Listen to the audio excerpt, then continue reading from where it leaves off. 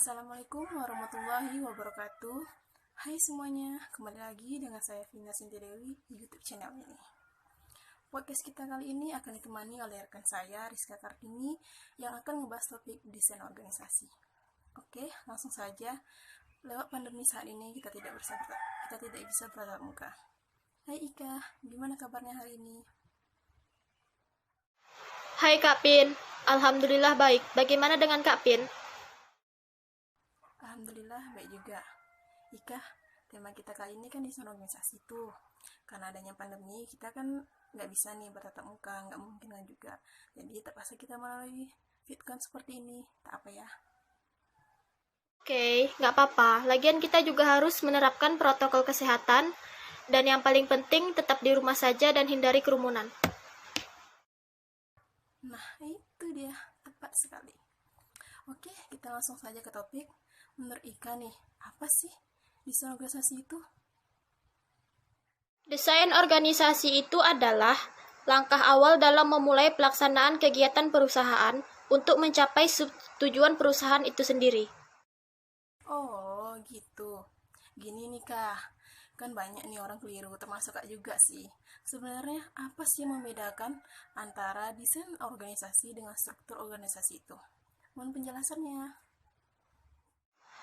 Jika kita lihat dari segi perbedaan struktur organisasi, itu merupakan susunan bagian tugas secara formal yang ada di dalam sebuah organisasi, yang berisi hubungan antara pegawai beserta aktivitas-aktivitas di mana mereka satu sama lain serta berhadapan keseluruhan, di mana bagian-bagiannya berupa tugas pekerjaan atau fungsi masing-masing, anggota kelompok, pegawai yang melaksanakannya.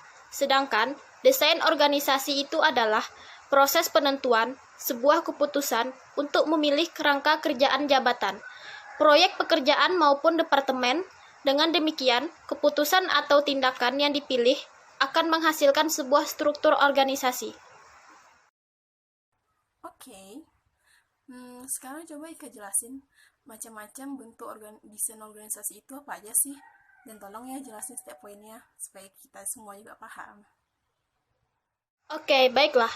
Setahu saya, desain dari organisasi itu terbagi menjadi 4. Yang pertama, organik, yaitu di dalam organisasi, dia terdapat tingkat formalisasi yang rendah, artinya tingkat sentralisasi yang rendah, serta diperlukan training dan pengalaman untuk melakukan tugas pekerjaan.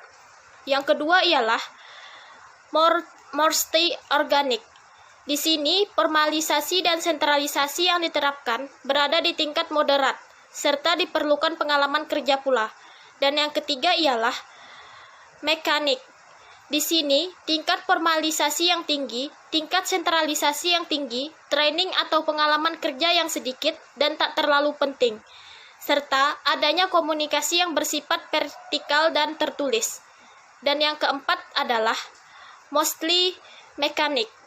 Yang dimaksudkan di sini adalah formalisasi dan sentralisasi pada tingkat moderat, training-trainingnya bersifat formal atau wajib, serta komunikasinya tertulis maupun verbal. Oke. Oh iya Kak, ngomong-ngomong ada berapa macam sih desain organisasi itu? Mohon lagi dong penjelasannya. Adapun macam-macam desain organisasi itu terbagi menjadi 3 bagian, yaitu yang pertama, desain struktur sederhana dengan berciri-ciri kadar departemensialiasi yang rendah, rentang kendali yang luas, wewenang yang berpusat pada seseorang saja, dan sedikit formalisasi.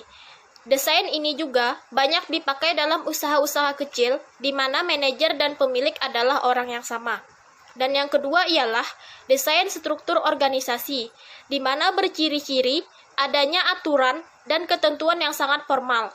Tugas-tugas dikelompokkan dengan berbagai departemen fungsional, wewenang terpusat, rentang kendali yang sempit, dan pengembalian keputusan yang mengikuti rantai komando. Dan yang terakhir ialah desain struktur metrik, yang dimana menciptakan garis wewenang ganda dan menggabungkan departemen fungsional dan produk. Desain ini banyak dijumpai di agen-agen periklanan, perusahaan pesawat terbang, rumah sakit, lembaga-lembaga pemerintah, universitas, dan lain-lain. Oke, terima kasih banyak Kak atas penjelasannya tadi. Semoga semua ilmu yang Kak sampaikan tadi bermanfaat bagi kita semua. Soalnya kan udah banyak tuh Kak jelasin tuh. Bok minum dulu. Oke, sama-sama Kak Pin. Semoga dari penjelasan tadi dapat bermanfaat untuk kita semua. Amin ya rabbal alamin.